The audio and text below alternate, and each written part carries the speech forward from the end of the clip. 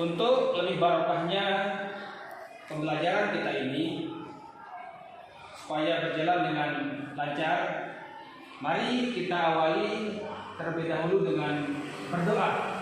Silakan ketua kelas pimpin doa. Baik teman-teman, sebelum kita mulai pelajaran, alangkah baiknya marilah kita sama-sama berdoa dan membaca surat Al-Fatihah. Berdoa mulai.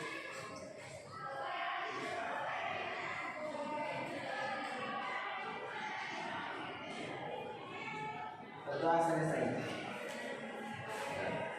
Sebelum kita mulai pembelajaran, terlebih dahulu kita absen. Ada yang tidak masuk hari ini? Ada. Siapa yang tidak masuk? Yang bangga dengan Taufikul Hakim? Saya. Sudah dijenguk? Belum. Ya, nanti kalau ada kesempatan kita jenguk. Ya. Semoga Taufikul Hakim cepat sembuh. Amin. Apakah kalian masih ingat pembelajaran sebelumnya? Apa saja yang masih kalian ingat tentang pelajaran sebelumnya? Fikih muamalah. Tentang fikih muamalah. Apa saja yang dibahas dalam fikih muamalah itu?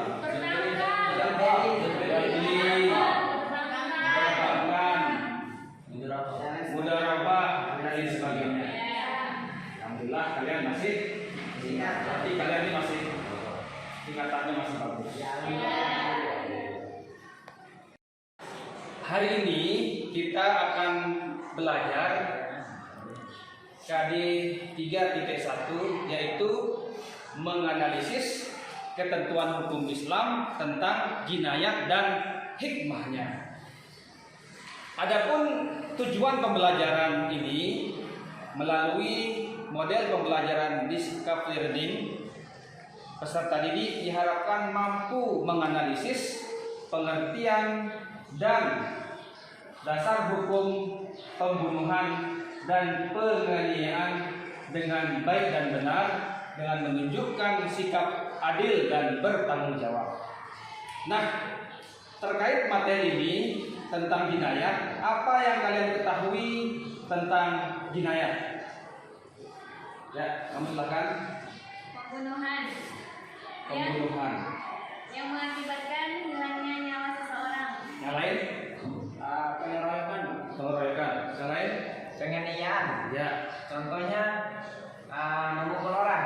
Terus jawaban kalian semuanya benar, karena memang jinayat itu membahas tentang tindakan kejahatan yang berhubungan dengan pembunuhan dan penganiayaan serta sanksi hukumnya seperti qisas, diyah dan kifarat. Pada hari ini kita akan membahas tentang jinayat.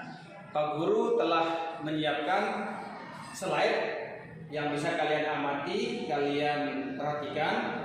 Kemudian dari pengamatan kalian, silahkan nanti buat pertanyaan yang bisa kalian tanyakan pada dokter.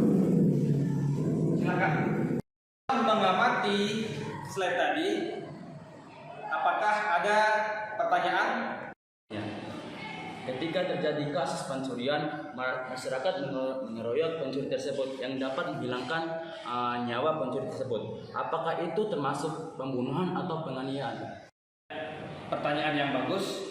Jadi itu termasuk pembunuhan, karena setiap tindakan kejahatan itu masing-masing mempunyai hukuman.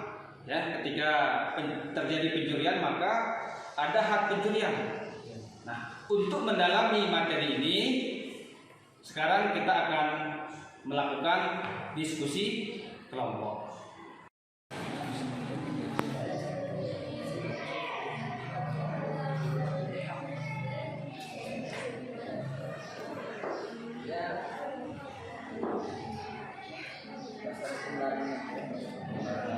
Coba bacanya.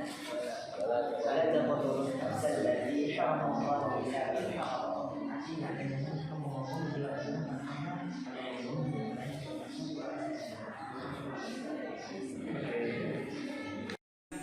melakukan diskusi. Selanjutnya hasil diskusi kalian presentasikan di depan.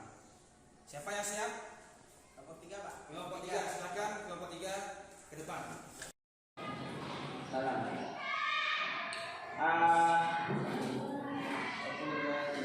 Baik, bismillahirrahmanirrahim. Assalamualaikum warahmatullahi wabarakatuh. Waalaikumsalam warahmatullahi wabarakatuh.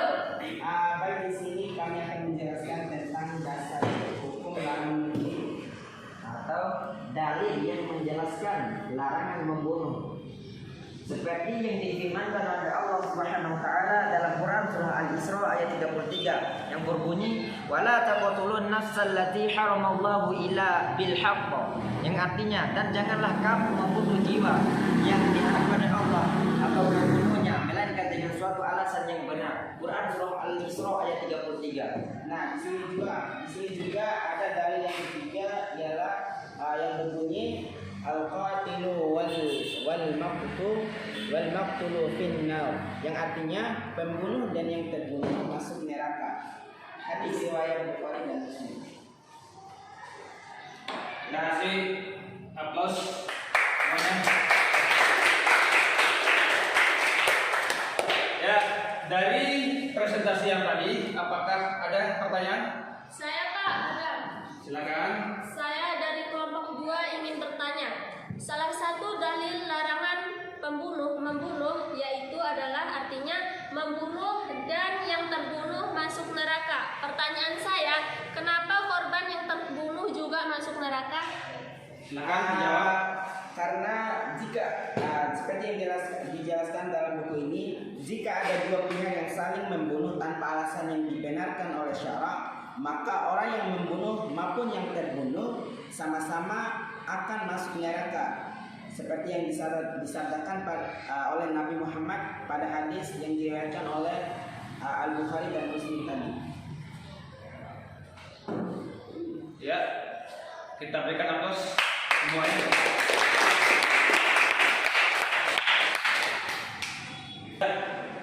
Pada akhirnya pembelajaran kita telah selesai.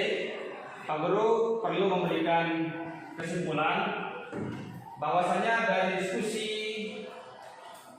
yang telah kalian lakukan tadi dan presentasi yang kalian lakukan tadi dapat disimpulkan bahwasanya pembunuhan adalah tindakan kejahatan yang menyebabkan hilangnya nyawa seseorang. Sedangkan penganiayaan adalah tindakan kejahatan yang menyebabkan hilangnya atau rusaknya fungsi organ tubuh seseorang. Ya, itu perbedaan antara penganiayaan dan pembunuhan. Baiklah, untuk tugas kalian di rumah nanti buka halaman 9. Pak Guru periksa di depan. Siapa? Ya, mengakhiri pembelajaran kita pada pagi hari ini, mari kita sama-sama tutup dengan membaca doa kafaratul majelis. Subhanallah.